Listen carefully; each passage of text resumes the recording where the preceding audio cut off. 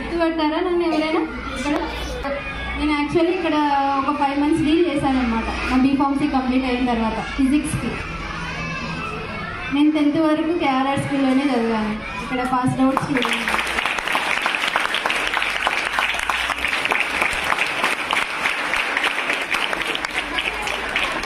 Present నేను assistant ప్రొఫెసర్గా Shantaram college of ఫార్మసీలో work చేస్తున్నాను. ఇక్కడ ఎందుకు వచ్చామంటే రీజన్ వ్యాక్సినేషన్ గురించి అవేర్నెస్ ఇవ్వడానికి. మీకు వ్యాక్సినేషన్ అంటే తెలుసా మీకు? వస్తే వ్యాక్సినేషన్ అంటే మనకి నార్మల్గానే గుర్తొచ్చేది ఏంటి అంటే జనరల్గా అందరికీ పోలియో వ్యాక్సిన్ చూదితో మనం వేయించుకోవడమే. ఎందుకు వేసుకుంటామంటే మన డిసీజ్ వచ్చిందనుకో, డిసీజ్ వచ్చిన తర్వాత టాబ్లెట్ వేసుకొని క్యూర్ చేసుకోవడానికి లేట్ అవుతుంది అనమాట.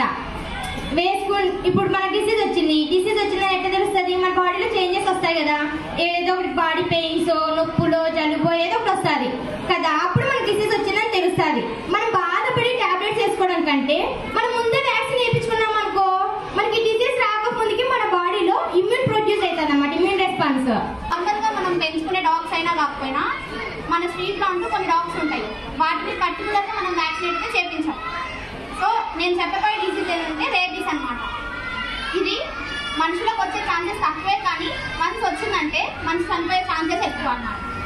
సో ఫస్ట్ ఇది ఎట్లా వస్తుంది ఈ డిసీజ్ అంటే, కుక్క అంటే లైక్ స్ట్రీట్ డాగ్స్ ఉంటాయి కదా, అవి మనల్ని కరిచినప్పుడు వాటి సలైవా అవి కరిచి ఉంటుంది కదా, ఆ బైట్లోకి వాటి సలైవా వెళ్తే అప్పుడు మనకి రేబీస్ డిసీజ్ అనేది వస్తుంది. చనిపోవడం అట్లా ఉండవు అనమాట, మనం బాగా దాని నుంచి రికవర్ అవుతాం అనమాట. సరేనా? అందరూ ఇప్పుడు మీ ఏజ్కి ఏ వ్యాక్సిన్ కరెక్ట్ అందరూ వ్యాక్సిన్స్ వేయించుకోవాలి.